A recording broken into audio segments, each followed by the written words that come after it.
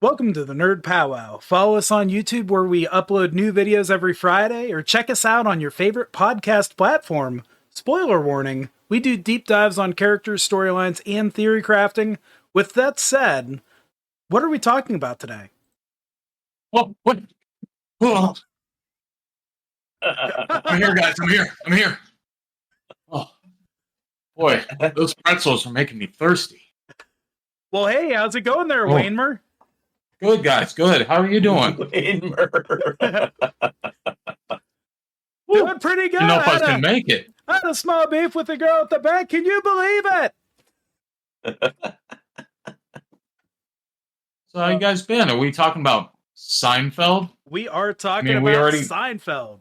We already got Kramer here. He's ready to go. There we go. Fun stuff. Boy, these pretzels really are making me thirsty. Well, you know what? You drink some soup with that. That'll clear you right up. Oh, no soup for you. No soup for you. Easily the most quotable line, Seinfeld. Oh, easily.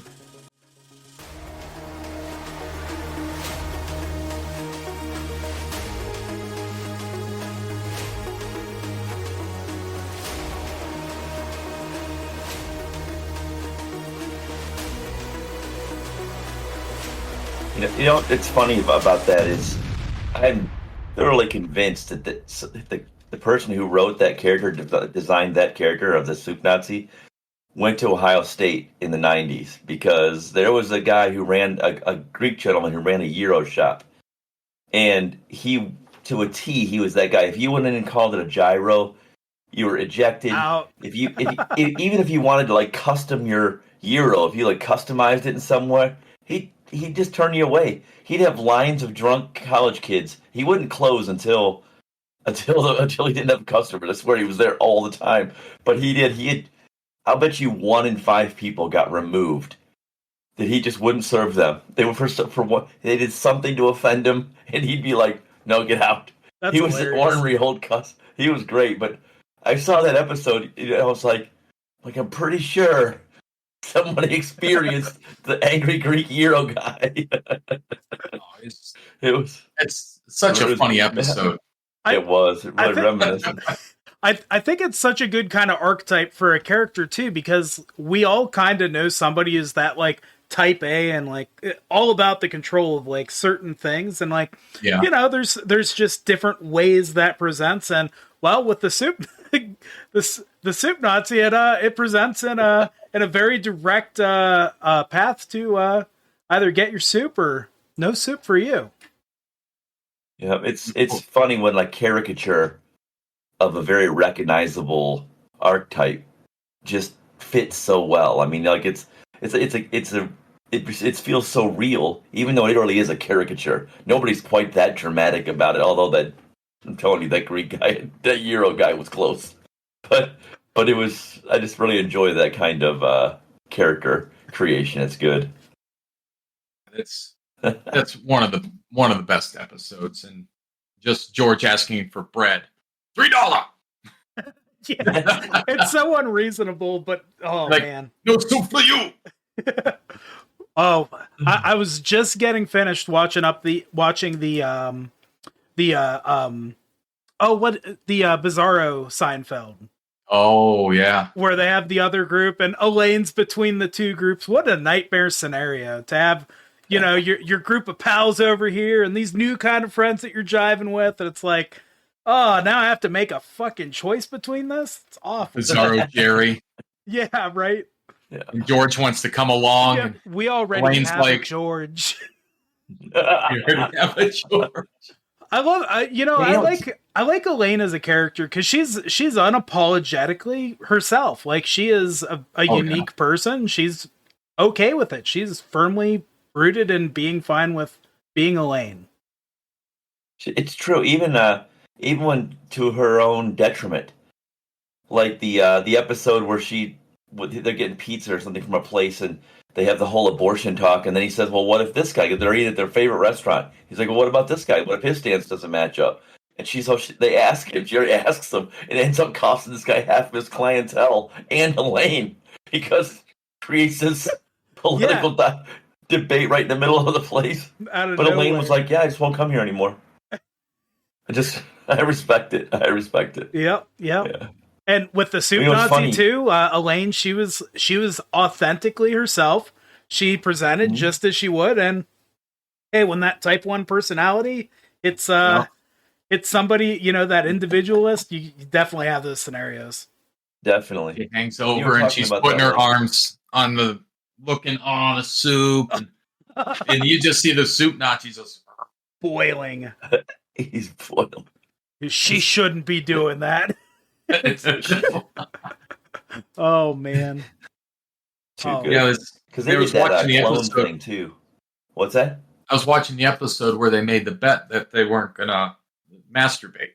The guys put in $100. Elaine had to put in 150. But then there was a naked woman across the way, and Kramer was out like that. He's like, "I'm done." Poor Kramer. And then just so Elaine went to the gym, and Robert Kennedy Jr. was there. She had dreams about him, so she was done. So, that was a funny episode. And they brought it up in that last episode when they were on trial and everything. yeah. That part was in there. One of the charges. I love how that final episode really just put a period on the fact that none of them were really good people. Yeah. Objectively, none of them are good people, bad people. They're just people with real, sometimes exaggerated people problems, That's one thing I like about the show, You don't always expect the characters to do the right thing, but you expect them to do certain things based on who they are. Yeah, it's true. Although I think Jerry is.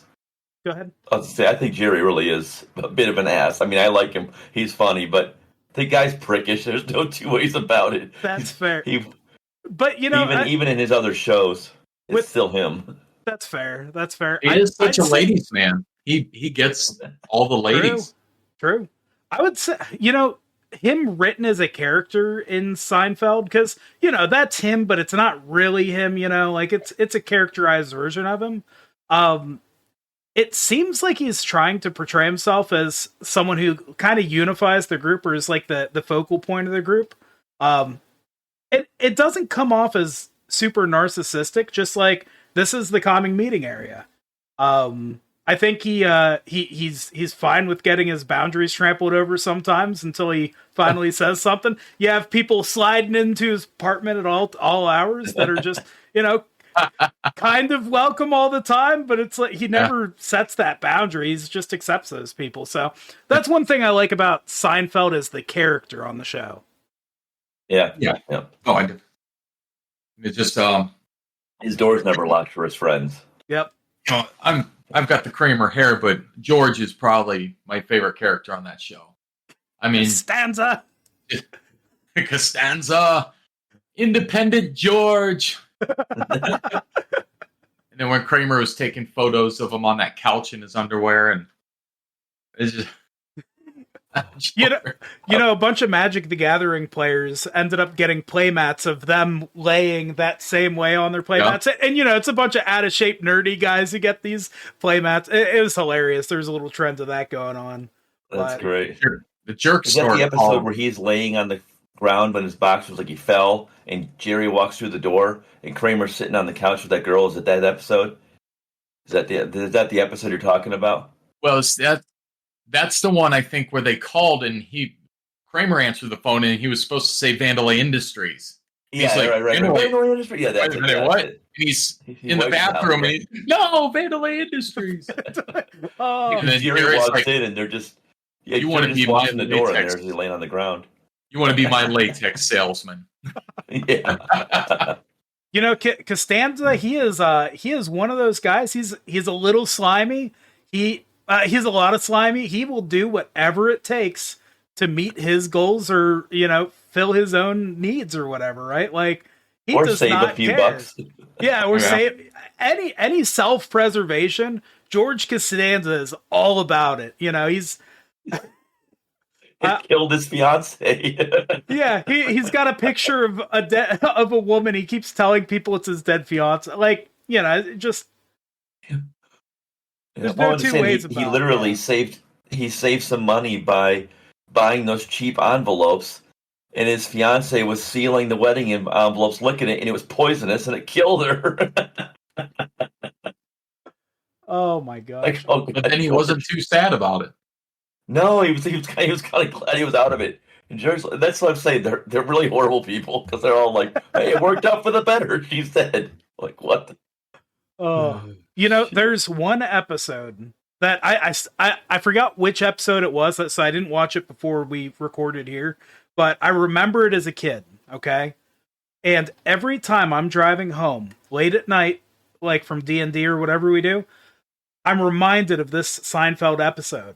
So I'm driving down the road and I go by the gas station. We have a gas station that has this bright, bright sign. It's one of those LED signs. It lights up the entire fucking block. And it's not just one color. It's a couple different colors, but it's the bright, piercing white followed by the scary, almost looking ominous red that follows. And I'll tell you what, every time I see that, I can just see Kramer scurrying into Jerry's apartment, a beam of red flowing into the room from the chicken sign, and he's like, Jerry, I'm cooked. They actually had an episode where Jerry was staying in Kramer's place, and he turns into Kramer. He's got no sleep. He comes in. He's all frantic. It's so funny. That's the same episode. That's the same episode. I think the episode literally was called Chicken Roaster. He literally becomes because Jerry, George. because Kramer needed to get some sleep, so Jerry said, "Oh, I'll go over to your place." Oh, that's great. It was too funny. That's what I was saying before. It's like they've done that before, where they're playing. Like almost like one of them is pretending to be another one. Yeah. Like you know how when Jerry would do to George, sometimes George would call him with a problem. He'd be like, "Who is this?" And he knows it's George. And George always slams the phone into the thing. He's like smashes the phone into the receiver. It's and they did the same thing in one of the episodes where Jerry was trying to buy a car and Elaine was helping him and she'd left. And he's like, "You got to get back down here. He's screwing me over." And she's like, "Who is this?" And he becomes George. He like slams it in there. He's like doing George's mannerisms. It's hilarious watching him like flip roles like that. It's really good. It's crazy how some people kind of like they act like other people sometimes when they're like so like upset over a scenario. Like George acting like Costanza. He knew what she was doing, but he still fell for the bait and he just yeah. Yeah, I enjoy that dynamic in the show. They were good at it. It was too funny. But I was thinking about that when I was watching some of the shows for this, and like they really are horrible people. Like I mean, Jerry literally mugged an old lady for marble rye bread. He mugged her. She wouldn't accept $50. He literally like manhandled her and takes the bread. Give me that, you old bag. Yeah, give me that, you old bag. Oh man, runs off with it. But Kramer has done no wrong as long as you don't look at his stand-up career. Well, yeah. Well, yeah. He always Yeah. Go ahead. Like the episode where he was supposed to guard the armoire. Well, it's the Soup Nazi episode. Yeah. And those thugs come and take it, and he's those just real sitting ruffians. there like, I got robbed. I feel bad because like I could that scenario. I'm like, oh, poor guy. Like he wants to do the right thing. He's just not really good at it all the time. The Muffin Top episode, they've got a truck full of muffin bottoms that they don't know what to do with. Hey, Kramer's entrepreneur jobs. Yeah. A lot of those were real shady. Anybody crashed that airplane because he couldn't get water out of his ear. Like trying to get the water out of his ear and crash the airplane. All right, maybe I have rosy glasses when it comes to Kramer. Yeah, like I don't think any of them are solid human beings. But Newman, he was on strike. Human, yeah. Oh yeah, it was just like Newman. A slight caricature. Like they're human and had real problems, but it was like a caricature. I was doing the Kramer thing and I blurred my camera out. But yeah, Kramer was on strike for 12 years from the bagel shop. Oh, that's so good. Oh yeah, we're going back after him. Going back after him, Jerry. Yeah. One of my favorite episodes is the toothbrush episode with Jenna. You know, his girlfriend's like, they're talking about toothpaste and everything else, and she walks out of the room and he accidentally drops her toothbrush in the toilet and doesn't tell her. And then he won't. But And then he won't. doesn't He's wanna finding all kiss these her. reasons not to kiss her. Yeah, he's finding all these reasons, and she tortures him by locking him out and saying something in your apartment has been dropped in the toilet, and he doesn't know what it is, so he keeps calling her like, "You gotta tell me. You gotta tell me." He's throwing everything away. Elaine comes in and trolls him like, "Maybe it was your Walkman. Maybe it was this." He's like, "Are you just trolling me?" And she's like, "Yes." So good. So good. Great way those characters interact too, man. Yeah, it's good. It's a little predictable. But the events that happen to the characters are what really tells the story. The story about nothing. It's a show about nothing. Yeah. Yep. Yep, absolutely.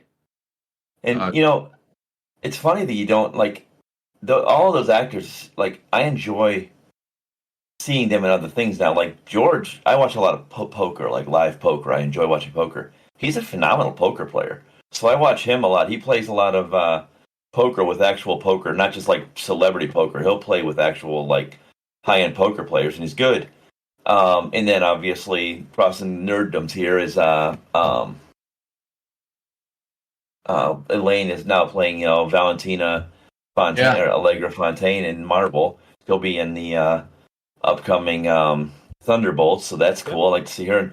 And I like the character she's playing there because she's almost like, she reminds me of when Elaine gets nasty in Seinfeld. Only that Valentina is always that way, so kind of good.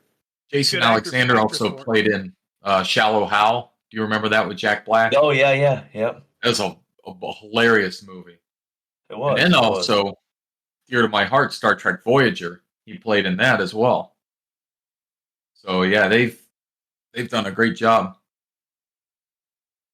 There we go.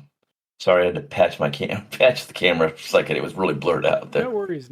But yeah, and even like I watch. You ever watched Jerry on Comedians in Cars Getting Coffee? Yeah. He's a show on Netflix.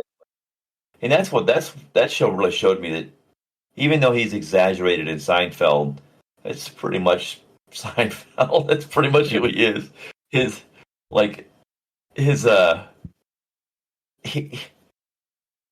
Every way that he kind of comes off a little prickish, he's completely entitled to be that way. He's not being an asshole. He just has a very A way about off-putting him. Yeah. It's got an off-putting demeanor about him sometimes, and he's perfectly okay with that. And that's fine. It works. He made a lot of money off of just like mild righteous indignation over things. Yeah, that's the best. That's the best way to explain Seinfeld. This mild righteous indignation. Yeah, like he approaches every. Like he gets up in the morning and goes to get a cup of coffee. I'm sure he approaches it with mild indignation, righteous indignation. There was a movie I really liked. Movie I really liked was Michael Richards, UHF with Weird Al. Oh yeah. He was perfect in that. Forgot him on there, but yeah, he did good on that. It's a good movie. That was a good movie. In an unsung movie, like I feel like that movie should be like a classic, and I think some people feel like it is, but it is not as well known as I mean, I still quote it. I'm always talking about somebody winning a drink from the fire hose. That's one of my favorite scenes, blowing that little kid off the stage. Oh my god! Yeah, it was good stuff. Yeah, I've seen really the Jerry there. I every once in a while you get in the shorts rabbit hole. I saw an interview with Jerry Seinfeld when somebody was like talking to him, interviewing him about the show, and he's like, "So Jerry, what? Did you know Seinfeld was gonna fail before it did, or something like that?" And you should have saw the look on Jerry's face when somebody said that. It's like, I ended as the most popular show of all time. We had the most people, 4 million viewers, 4 million, or whatever number it was, right? You could see him slip into that character like, are you fucking kidding me? My show was canceled? No, the fuck it wasn't. We ended on a high note.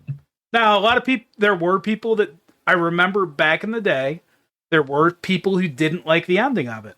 But, if it's gonna end, it's gotta end somehow. Yeah.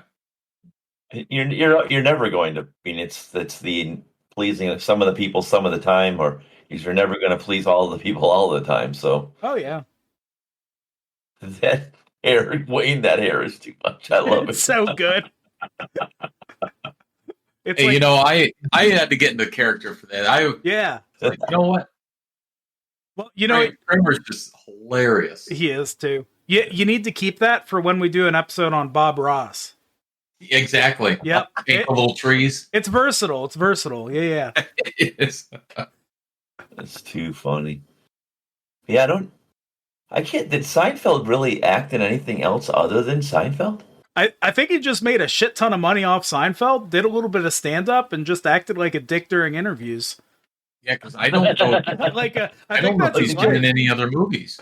I think that's what he's earned in life at this point. That's what he wants, you know? Did you ever see that, who was it? Some actress or something asked him for a hug on one of the red carpets. He's like, "Oh, no, thanks." She's like, "Really?" And he's like, "Yeah, no, thanks." Like, it was cold. It was like, oof. Yeah, I forget who the actress was. You know, that's the antithesis to what he would do on the show, though. Yes. Because if he was pressured in that situation, it would be flashing to the next scene. I don't know, Kramer, I hugged the girl. You know? Like, what do you do? You have to hug her. She offered. You have to hug her. Right. Kesha tried to hug Jerry. Kesha tried to hug him, and he's like, "Yeah, no, thanks." Not Kesha, though. Of all people, Jerry, come on. I know, it was awful. It's funny. I'm like, oh, that's right. He was in the Bee movie. Wasn't he the voice of the Bee in the Bee movie? He was. Yes, he was. Yep. So, yeah, I forgot about that one. The Bee movie. The last time I thought about the Bee movie is when people were doing those weird YouTube uploads where they would take the Bee movie, and every time the instance of the word bee was said in the main movie, they would cut that part out, and they would put the entire movie of the Bee movie in that section every time they said bee during the movie. So it ended up being like a 24-day video because it had the Bee movie so many times in it, because they say bee so many times in the Bee movie. How did it not just start replaying every time they said it the first time? Well, so they said it the first time, they would replay the movie, right? But this time they would play it all the way through, all the bees are in there, right? And then they'd go back to the main playing that they were playing, and then the next time bee was said, they'd cut over to the full movie again. And then they'd cut to the main one. Wow. Jeez. That sounds kind of painful. Yeah, it sounds awful, honestly. Very painful. The process of putting that together in the first place. Yeah, that's... I remember there was a comedian, Kathy Griffin. She played in a lot of Seinfeld episodes where they were going at each other. She would always make jokes about him, and he'd make jokes about her. So, later seasons, I think it was that more comedians started to come in to go against Jerry. It's always fun. Yeah, that's true. And Kathy Griffin's funny anyway. I could see her really being a good antagonist to him. I was glancing at his IMDb just to see what else was out there. He was in Benson. You guys probably don't know the show Benson. You'll have to enlighten us. Yeah, never heard of it. Benson was like an 80s show. You know the guy, the Rafiki monkey in The Lion King? Yeah. Oh, yeah. The guy who voiced him played Benson. It was a good show. It was funny. Odo, the guy who played Odo, was in it. He was one of the main. Renee Auberjones. He was in it. He was one of the main characters. But apparently that was. What's that? Definitely no Renee. I loved Odo. but Odo's real name is Renee Alba Jones. Right. That's the actor's name. But anyway, apparently that was the first thing that Seinfeld was ever in. He was in on Benson. He must have been. He had to have been Do you young. I don't know remember how him old on he is, there? but Or? no, I was glancing at his IMDb just for curiosity. Like that's Um, crazy. Yeah, so it's kind of funny. That was the first thing that he'd ever been on. 3 episodes. He played Frankie. I don't know. Frankie. In 1980. In 1980. So how old is Seinfeld? I 80 probably a little younger. 87? Or was that the early 90s?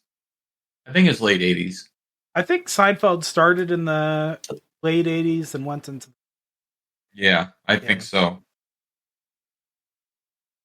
And Jason Alexander's played in a bunch of movies, and same with Julia Louis-Dreyfus. He's older than I thought. Michael Richards, I only remember him in just a handful. Yeah. Yeah. Jerry's older than I thought he was. Jerry's 70. Wow. He was born in 54. Holy cow. So he was... He was in his 30s. Yeah, like mid-30s when Seinfeld was going on. Makes sense. Yeah, so he was in his mid-20s when he was on Benson. That's impressive. I didn't realize that he was 70. I was thinking he was closer to like my age. I thought he was in the 50-ish kind of. Huh. Well, good on him. Yeah, how about it? Oh man, But I always loved seeing Newman show up in the episodes. Man, Newman was so dastardly. Hello, Newman. oh, Hello, Newman. Jerry. that actor he always plays a character you kind of just hate. Like in Jurassic Park. Oh, he's so Yeah. funny though. You know, that poor guy though. He had a job that was impossible. He was set up He's for always failure. sweating. It's just constantly. And the poor guy suffers such a cruel fate when he got does. spit on by those acid spit dinosaurs. Yeah. Whatever made up nonsense that is. Watch, it's like the Well, only thing real in Jurassic Park. Yeah. Great. Well, the Dilophosaur, he does spit a venom. It's not an acid, but it's a venom. They're like a snake that spit, like an adder spits. But the Wayne Knight, that's that guy's name. I couldn't think of his name because he has a much cooler name than you think he would. I remember thinking that the first time, like Wayne Knight. Holy shit! But he always does. I mean, the first name's Just- badass, but the last name, know, that's a also great cool. name. Yeah. Great. But yeah, he always. I just like the guy. He just always plays a character. I'm like, ugh. And I loved it when Patrick Warburton was playing as one of Elaine's boyfriends. Yeah. When he made a few appearances, that guy's just so funny. He was the guy that played the Tick on the first live action Tick, Yes, right? he was. Yeah. And then Joe Swanson. Yep. Yeah. He seems like a caricature of a human. Warburton does. He's like an exaggeration. Like I don't know. That chin. A Something else. spoon. His spoon. Oh man, love the Tick. Oh, that yeah. show. I It was did so too. good.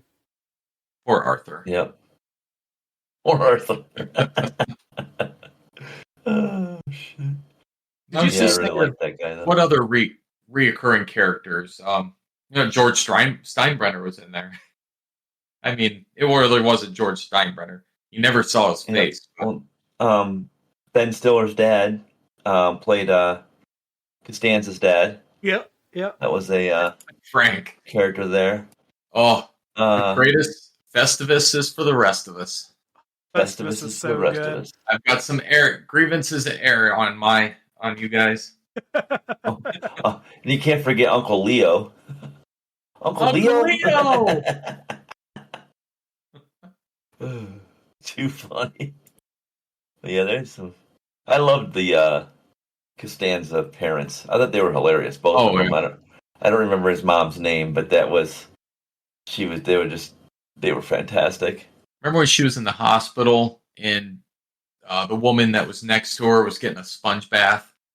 And George is just trying not to look. And then at one point, there was actually another episode where she's in the hospital again. same scenario, except there was a male who was getting a sponge bath from a male, and George still couldn't keep his eyes off of it. Poor George. That guy. Yeah. Doomed with eyes that have to look. Yeah. Yeah. And George was just doomed in general. I mean, even the episode, one of the ones I just watched prepping for this was the one where he lost when he had the Phil Rizzuto keychain. Phil Rizzuto is a famous baseball shortstop, and he had the keychain, and like you squeeze it, it would say like "Holy cow!" And he lost it, and he realizes he lost it in a pothole he was jumping over. Well, in the meantime, they'd filled the pothole, so whenever a car ran over the pothole that was filled, you could just hear a little Rizzuto's voice go, "Holy cow!" It's the same episode as the toothbrush. Okay. Because that's when he's jackhammering in the street trying to get the keychain back because it's his only keys. And he hits a water main and it ends up blowing through Jerry's apartment and soaking Jenna in toilet water. And Jerry's like, well, that's it. Have a good night. Did you know that I was looking through at some of the cameos. Bob Odenkirk, the guy from Breaking Bad, the lawyer, he was in an episode of Seinfeld. He was one of Elaine's the one that had boyfriends. the spin-off? Yeah, he had the spinoff. He played that lawyer guy. He also is in the movie Nobody. Yeah, Mr. No. Yeah, yep. That's a. And then we also had Ryan Cranston was in there too. I saw, which he's Malcolm in the Middle and also Breaking Bad, right? Yeah. Yep. Saul Goodman. Better Call Saul. That was the Better Call Saul. Couldn't think of the name, but yeah. Yepers. Yep. Yeah. And he had a lot of people. They most of the cameos ended up being like Jerry's girlfriends. Like he had all kinds of man hands. Man hands. Watching her dig into that lobster is the most disgusting thing to me. Or the woman that he sent Elaine into the sauna because he didn't believe her boobs were real. And she found out you sent her in there, and as she was leaving, she's like, just want to let you know, they're real and they're magnificent. Yeah. You know, the Jerry, no! No! That's hilarious. And he always screwed it up. He always screwed. Was it Jamie Gertz was in there for a while as his girlfriend, right? Jane. I think she was his girlfriend for a while. I know there's one of them. I don't remember if it was Jamie Gertz's character or not. I can't remember. Or was the woman he met But at there a was one party. because he had a couple girls that he dated for a while. Yeah. There was a woman he met at a party that she was hideous when she was out in the light, but she was attractive when she was in the dark. So there was a table at the diner that he made her sit at, and she's like, can we go somewhere else? No, I like it here. Oh, Jerry. Yeah, it was actually Jane was actually George's girlfriend in that one. It was Jamie Gertz. You know, I think in some ways Seinfeld's, a lot of the characters in Seinfeld are almost a reminder not to fall into and stay in bad habits too, right? Because most of those characters' downfall ends up ultimately just being themselves and getting in their own ways. And they never really have any real development throughout the show. I don't think, at least they all kind of keep doing their same thing. You're right. Which maybe a little bit, the daytime TV thing, but also like these it is kind of a cautionary tale if you don't push your boundaries, if you don't try and do different things or be in a different way, then you can get stuck in it, and so. And it was funny because George is probably the one outlier to that. Like they're all like that, but George was constantly trying to do new things and just failing epically. Well, was he actually trying to do new things, or was he always just trying to create little scams and try and screw people over? Because that's true. Maybe he was more like he was trying to shortcut everything that he was trying to do. Yeah, like his behavior is the same, even though the scenarios can be vastly different. His key point of kind of like an unhealthed thing is. That's the thing. He had a really good job. I mean, he worked for the New York Yankees. Yeah, but he got that one eventually. he was also pretty slimy. So like it's one of those things that, man, he probably didn't have too many close, like that many close people or relationships, So, but that's interesting way to look at Seinfeld. I'd prefer to just watch it and laugh like an idiot because that's the best part. Well, George ended up flying to Akron, Ohio, to the Firestone plant because he had this line he wanted to use, and he finally got to use it. Hey, the jerk store called, and they're saying they're all out of you. And the guy's like, "What's the big difference? You're their best seller." I had sex with your wife, George. His wife's in a coma. That's like, poor George. Oh, that's good. She won't be offended then. Yeah. Well, because there were a lot of episodes about girls having the unfortunate occasion to see George naked. I remember quite a few. I was in the pool. I was in the pool. Oh, poor George. It's cold. They asked Elaine have you ever heard of shrinkage, and she's like, "It can do that." George is convinced the woman just thinks he's that size. Oh my gosh. Yeah, good old Seinfeld. Yeah, I was always kind of surprised they didn't. I think was there talk of a spin-off of Seinfeld? I thought there was, and it didn't come to fruition. Not that I heard of. I think it had to do with Newman, but I don't remember. Hello, Newman. Hello, Jerry. Oh, there was. Oh, wow! There was actually a show called the Michael Richards show that was short-lived. There was basically Kramer as a private eye, but it was a really bad show.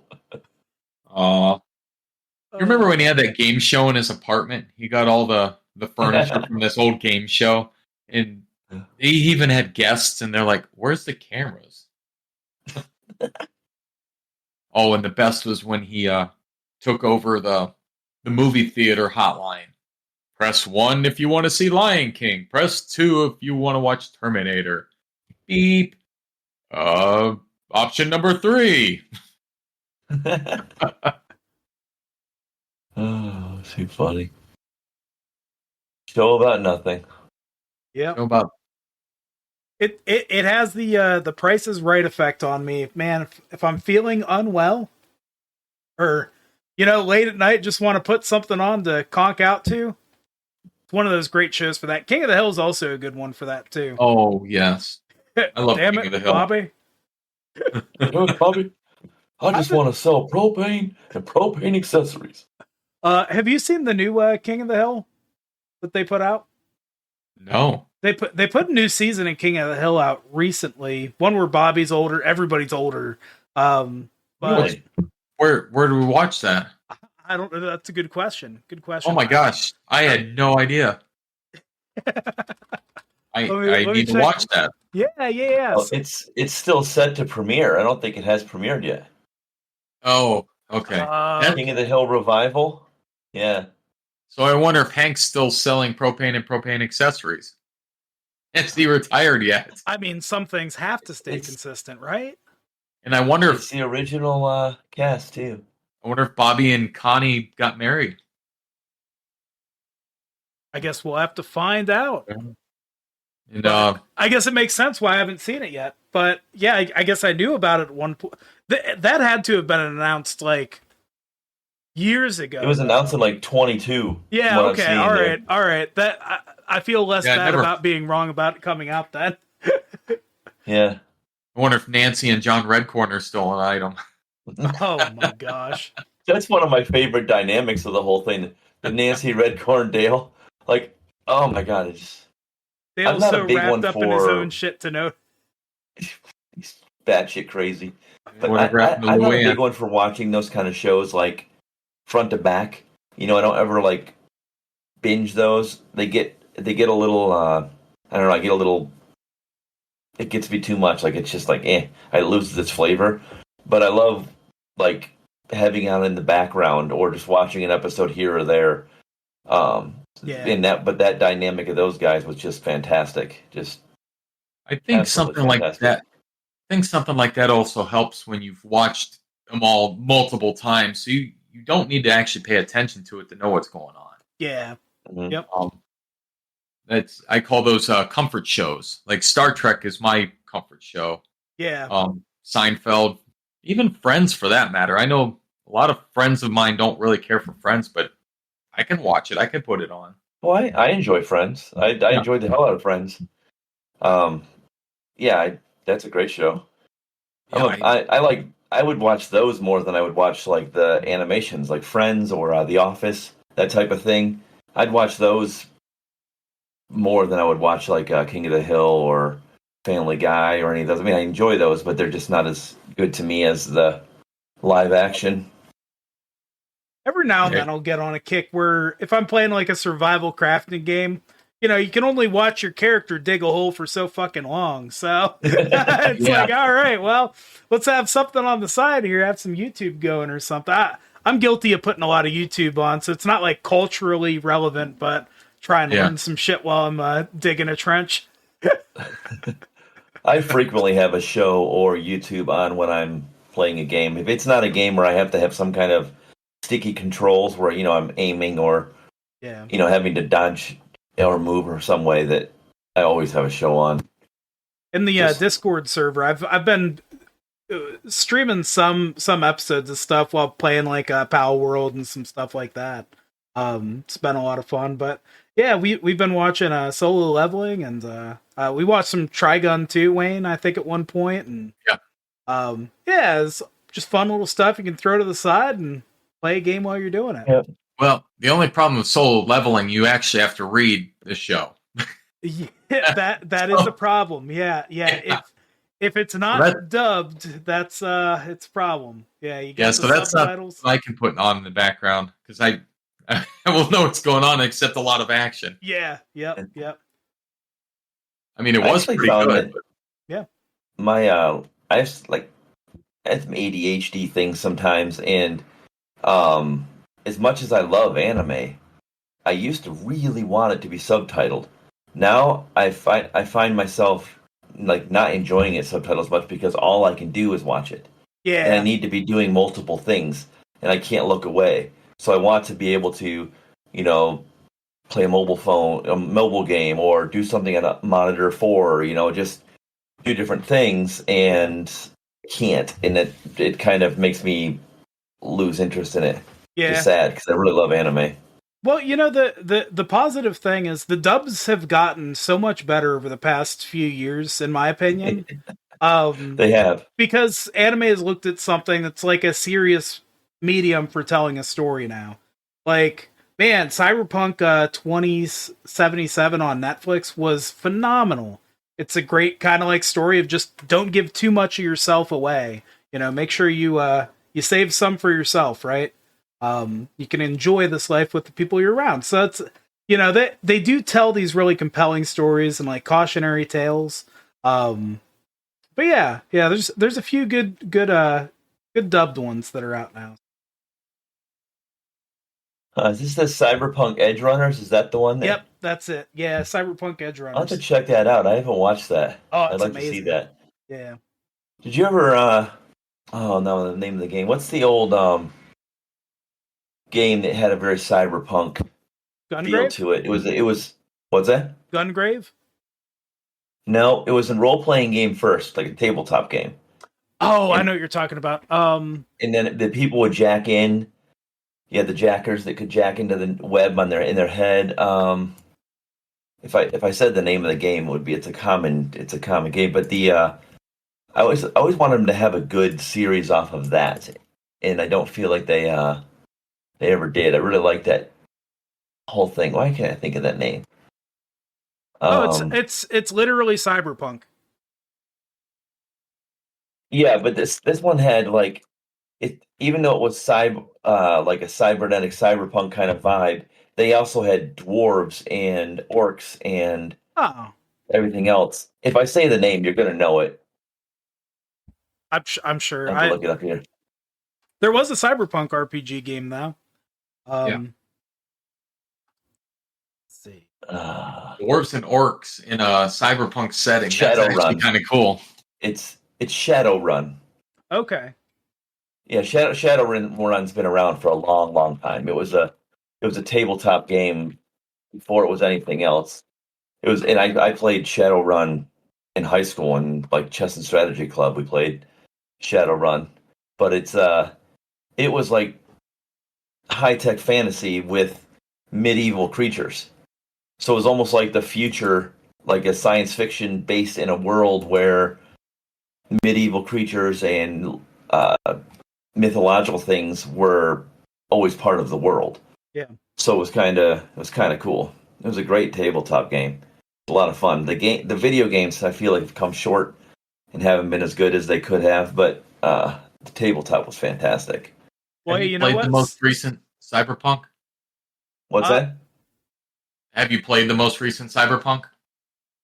I haven't, because when it was first came out, it was kind of panned, and I know that it's supposedly much improved and everything. They've worked all the kinks out of it, and it's getting a much better rating and stuff like that now. But when I was so soured by its original release and everybody saying it was bad that I just haven't ever gone back and played it. Yeah, I haven't played it either. You know, the funny thing about that is now that I've seen the anime, I want to go back and play the game. And there's actually like there's a song that plays in the anime that there's kind of a meme that song plays like while you're just playing the game, and like it gives you like flashbacks of, you know, how depressing this one scene was. But yeah, Ugh. it's cool that they I have made these. the mistake of opening. Go ahead. It's the cool thing with Cyberpunk. One of the things I like is all the characters. They get, you know, these little cybernetic upgrades or these little updates and stuff, and they have these cool little powers. But it comes at a cost, and the cost is basically your mental state, and the amount that they're, you know, the depths that they're willing to go to try and gain that power in this kind of screwed up futuristic world. I just made the mistake of opening up Steam and noticed that the spring sale started. Oh no! Rip wallet. Open up your wallet. Oh. Yep. Fatality. That's my bank account.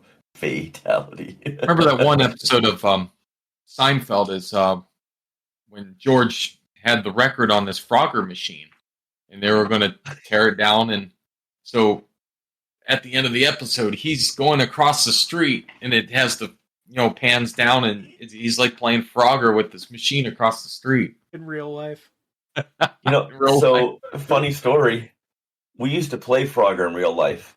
We laid on skateboards, and we go from curb to curb, and half of the kids were on bicycles.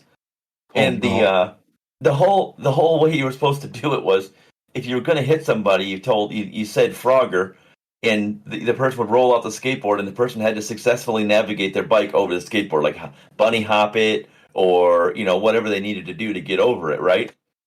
Well, we made the mistake of this started becoming a little bit bigger of a thing.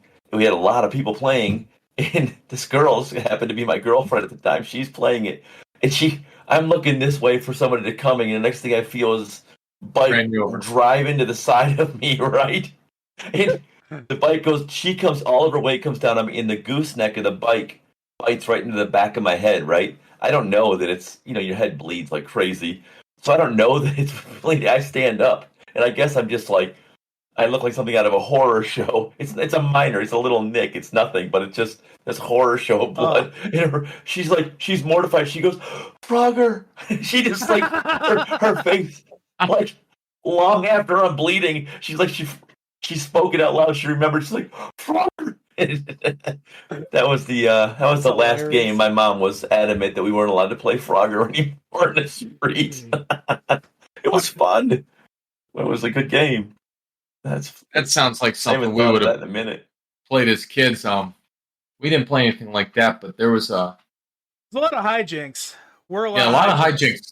So there was a factory nearby that they had big barrels, empty barrels. And so we went across the street up to this big hill, And us kids, we get in these barrels all the way down there. Nice. We had countless amount of fun with that. Remember, Yeah.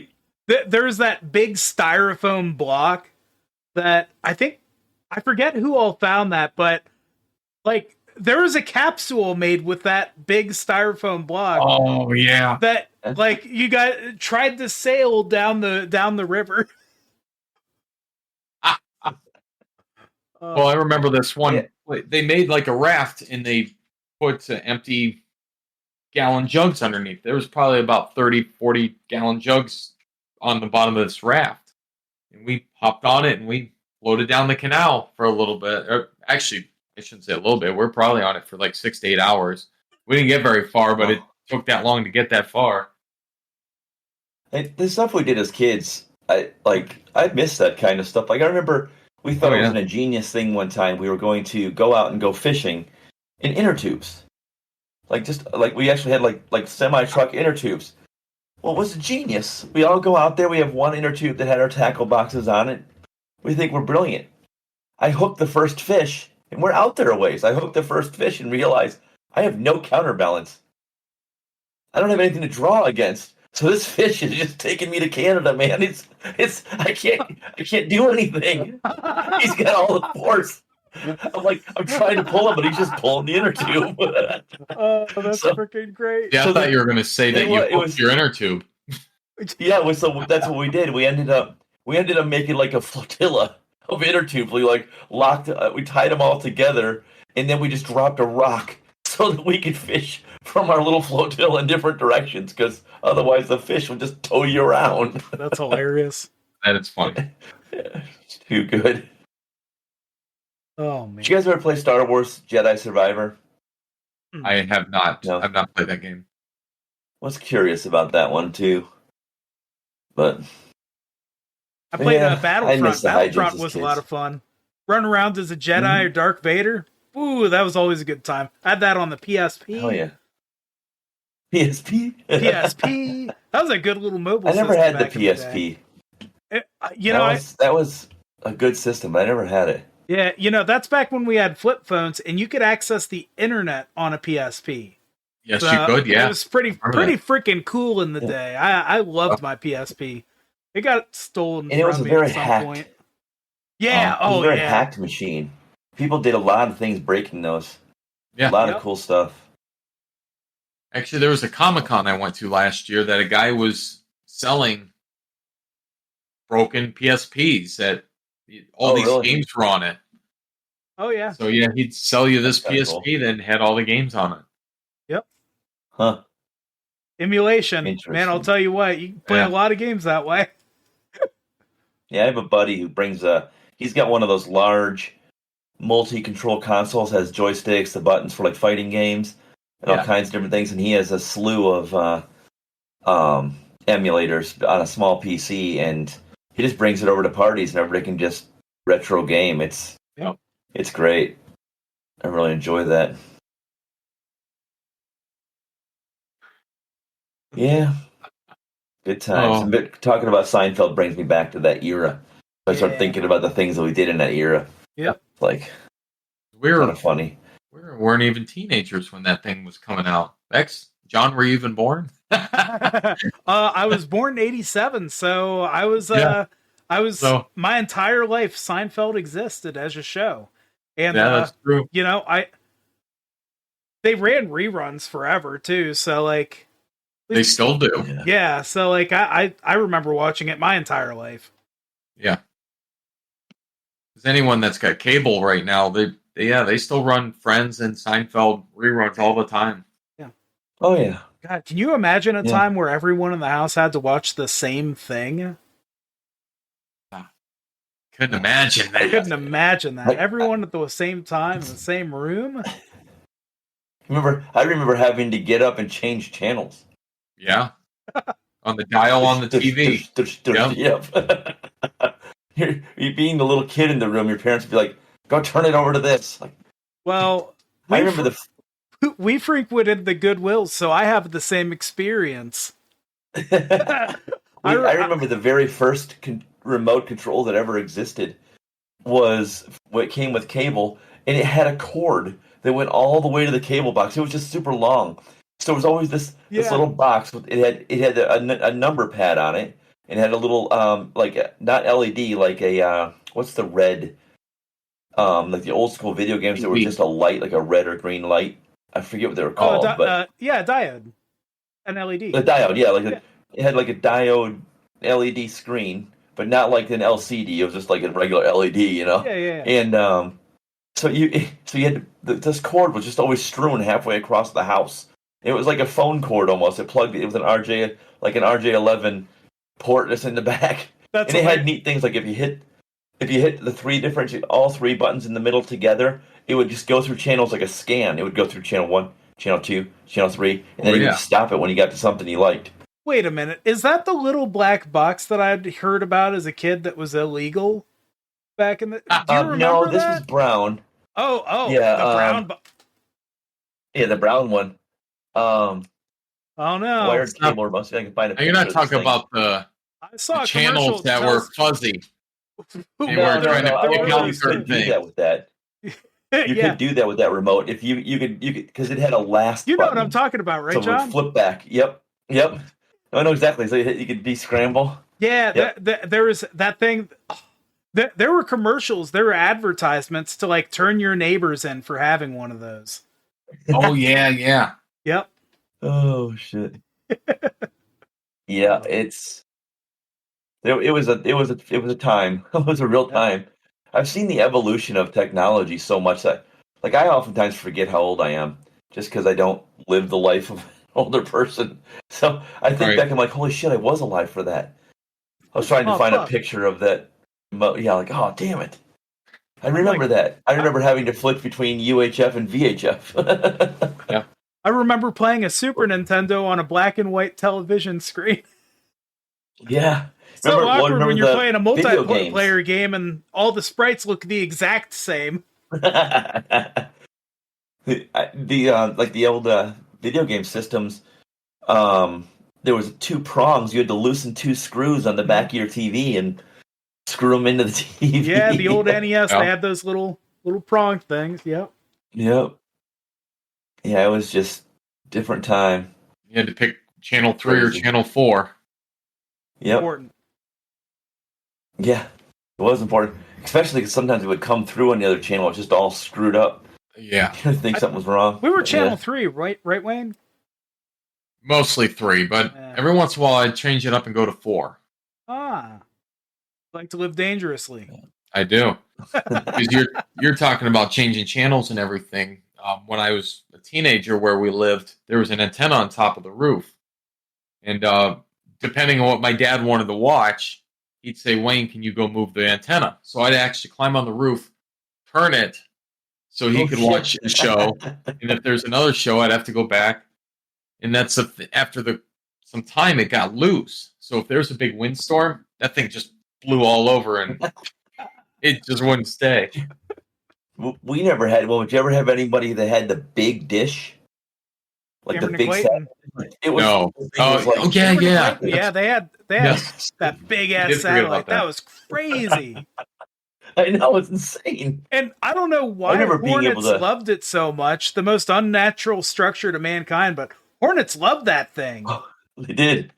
And I almost wonder if they didn't pick up because I know that they're sensitive to vibration. I wonder if there's some kind of frequency there that ever pulled them. But anyway, I remember loving the satellite though, because if you were watching sports, if you're watching football or whatever, it never went to commercial. It wasn't. It was they were broadcasting straight satellite from the game. So when the game was going commercial, you would just see whatever happened on the field while the cameras still run.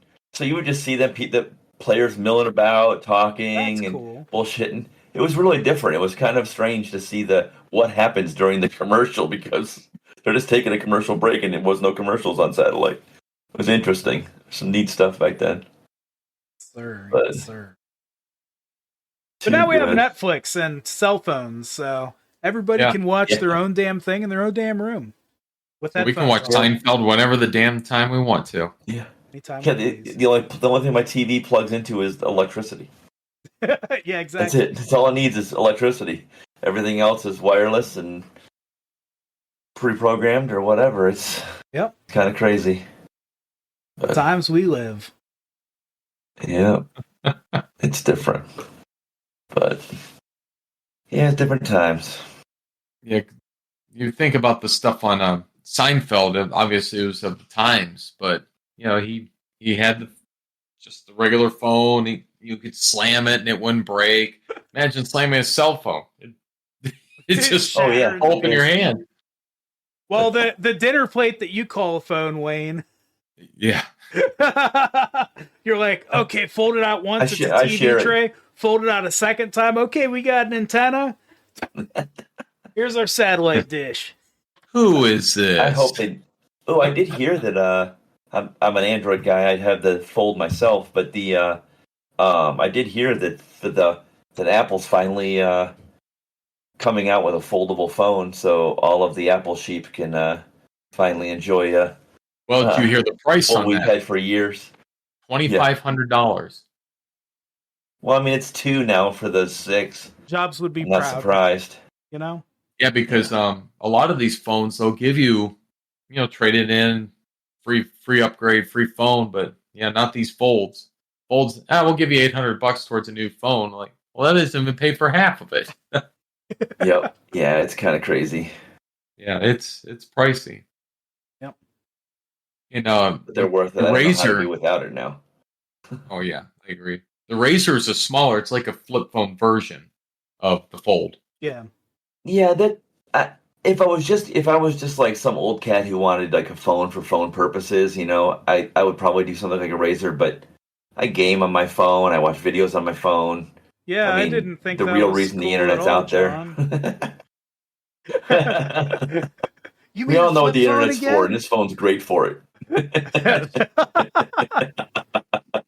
Oh my gosh. Oh shit. I remember that. Did you ever see that old Warcraft video that the internet is supporting? Yep. With the music. That's great. There's that joke that said that too, that if they ever took porn off the internet, there'd only be one website on the internet, www.bringbackttheporn.com. Shit's funny. Fair. What was the internet like for Seinfeld in that Seinfeld period? They would have just been dial-up. Yeah. Jerry had a computer, right? He had a car phone too, if I remember correctly. Yeah. One of those big honking car phones that plug into the car.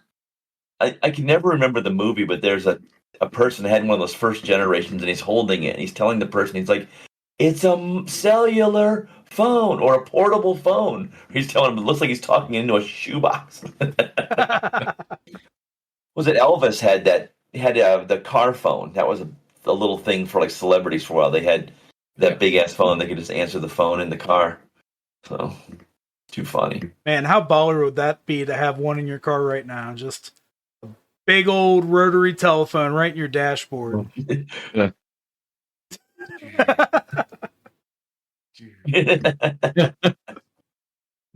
then, of course, it was all corded, so you had to sit near your phone.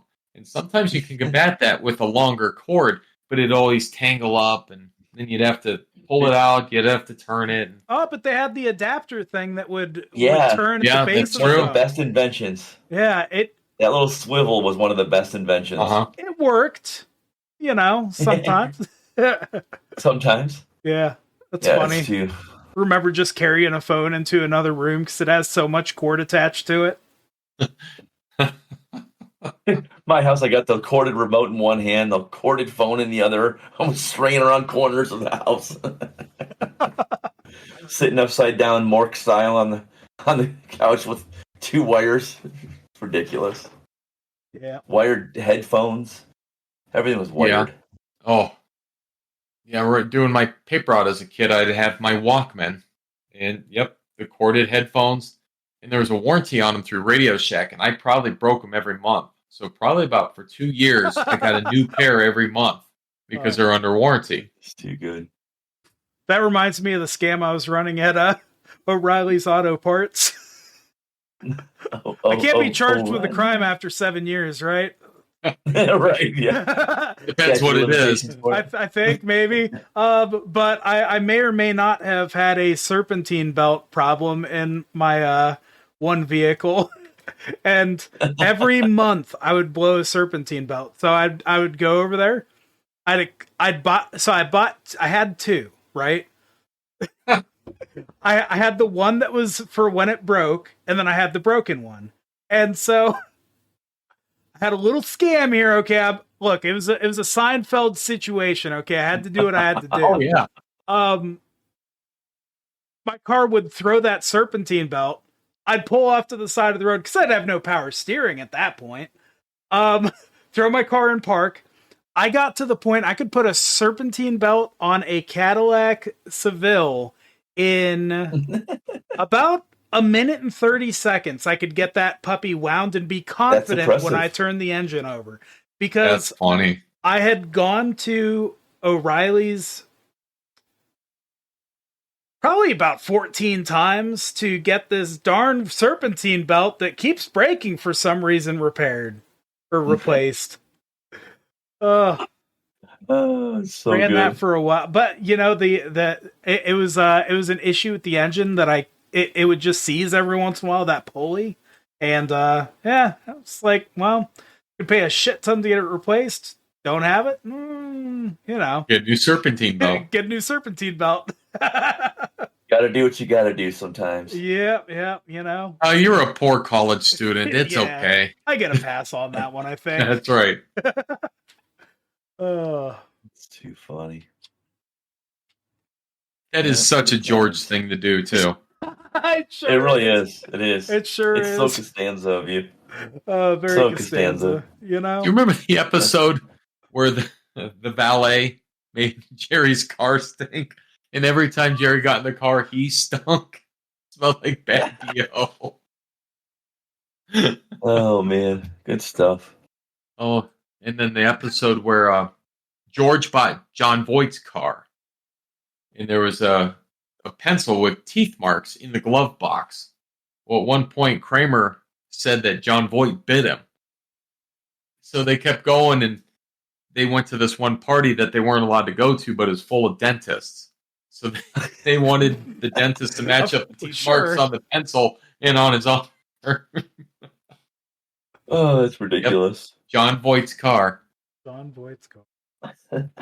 That's so good. I still can't believe that man fathered Angelina Jolie. Yeah. Like, it's just crazy to me. There's cool. I mean, we could talk somebody. It just makes me laugh. All the episodes make me laugh. Yeah. It really does. That might have been the point. But the show about nothing. I mean, yep. Yeah. Maybe nothing's funny. It's true. So, the idea of just basing a show on characters in their day-to-day life and the comedic value there within, that's a great idea. I mean, it really is. It doesn't have to be. It showed you didn't have to be about anything. Like, things followed suit. I mean, Friends was a show about nothing. They didn't have a point. There was no ongoing. I mean, they had some of the will they or they won't they that Seinfeld did not have. Maybe a touch with Elaine and Jerry, but that was always more of a historical thing rather than a will they again. Sure. Except they did in one episode. Yeah. They tried to. It's one thing they were really good is not doing tropes. How do we mix that with this? We don't want to mess this up, but we want to do that. Oh. Yeah. And then finally she just comes in later. You've got 30 minutes. What? Oh my gosh. So Jerry's body language is always great. My favorite Kramer part is the chicken episode and him just storming into Jerry's, the bright light behind him. You can see him roasting. What do you got? What about you guys? What are your favorite Kramer moments? The muffin tops. I mean, the muffin tops, just hilarious. The whole thing, being in the truck, delivering the muffin bottoms, trying to find a disposal. No one to take them anymore because they're muffin bottoms. No one wants the bottoms. So good. The water in the ear sticks with me for some reason. Yeah. The whole episode is just trying, and it's just causing catastrophic things throughout the episode, just trying to get the water out of his ear. He becomes so obsessive about things. That's what Kramer does. That's what makes him funny is he obsesses. That's fair. He like, That's fair. and he fixates. He like fixates on the pretzels, for instance, and he fixates on it, and then he fixates on the red light from the light, and he just hyper fixates on everything, and that is really where a lot of his comedy comes from. To be fair, the only time, like one of the times he was correct is that red ass sign. Like, that's an untenable situation. That's okay to fixate on. My gosh. Yeah, I can't The blame only him. episode he ends up looking sane in is that one. Oh man. Well, I guess going upon what's your favorite George episode? You know what? The one where he was stuck under the desk. Remember that his boss or whoever it is in there, and he has the boss's grandchildren come in. He's hiding under the phone. He's under the desk on the phone with Jerry, and he has Jerry call in a bomb threat so that they'll all leave his office. He's in his own office. He just doesn't want to interact with them. So he has called. So it ends with Jerry actually doing it, and this lady comes, knocks on the door. She's like, "There's been a bomb threat," and the guy's like, "Quick, kids, under the desk," and that's where George is. So that's where it ends. All the kids filing over to get underneath the desk with George. It's just too funny. But killing his fiance is great. Oh, so good. I like the episode where Jerry had told everyone that he was a marine biologist. So they're on the beach, and Kramer had been hitting golf balls into the ocean. So there's this sea creature that was sick, and you're a marine biologist. Get out there and save him. So sure enough, George walks out there, sticks his hand right in the blowhole, and pulls out a golf ball. Because they ran into some girl that he had been all obsessed with in college. Yeah. And Jerry, instead of just saying, she asked about George, Jerry could have been like, "George is doing great, he's doing this." No, Jerry just makes up that he's a marine biologist just to fucking troll. Just to troll George. George went with it. This whole thing. Of course he did. Oh, jeez. That's too good. Too good. But that's Seinfeld for you. You could go on and on with those episodes. It's true. See, an Elaine episode is the one where she always gave false numbers to everybody.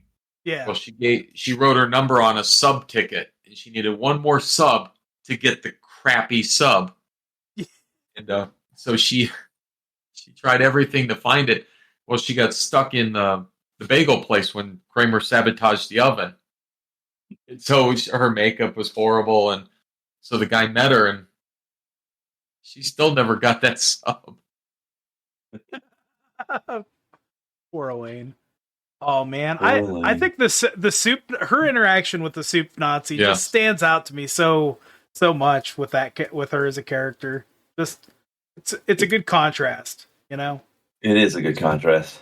She's reading off the soup recipes from his recipes she found in the armoire that he gave Kramer. It's almost like I forgot he found that. It's almost like lawful neutral meets chaotic neutral in a way. Yeah, Elaine being lawful neutral. No, I was saying the soup Nazi is lawful neutral, right? You have to follow the rules, go through the line, do everything just true. so. And she's an individualist type of person. She cocks her hat as she pleases. She does have sometimes have a righteousness about her, though. Not in that episode necessarily, but in other episodes, she has a little bit of righteousness, self-righteousness about her that made me think of her being lawful. But I guess you're right; it better fits her to be a little more chaotic. Yeah. Even chaotic can be morally correct, even if it is a little chaotic. So yeah, just not bound. That's why when I play games, typically that's the alignment I choose because I don't want to be bound by these behavioral constraints. Yeah, I want it to be based on my mood. So, playing Lawful Evil is fun. I've liked playing that before. Yeah, Lawfuls, it can get a little bit played out. Some of the I can see it, but every time I see Wayne's hair, I'll glance at the screen and be like, "Whoa." Whoa. Whoa. Whoa. The red light, Jerry, the red light. Oh, that's too funny. That's too funny. But I'm going to be laughing for hours just Yeah. thinking about different moments. it Well, makes me want to go back and watch some more. Yeah. yeah. Yep. No, it was fun going through watching that stuff again. But do you Yes, guys I think we're agree. ready to wrap? I think Yeah, so. absolutely. I think I'm Yeah. All right. pretty Yeah, good shape. Talked a lot of Seinfeld. Had a good time talking about that with everybody. Thanks everybody for watching. Yeah, nerds, put on your YouTube, put on your favorite Seinfeld episodes, moments, characters. Give us let us something know. more to laugh about. Give us some ideas. What do you want to see next? But yeah, tell us your favorite Seinfeld episodes or moments. Absolutely. Absolutely. All right, nerds. Cool. We will catch y'all later. Bye. All right. Have a good night.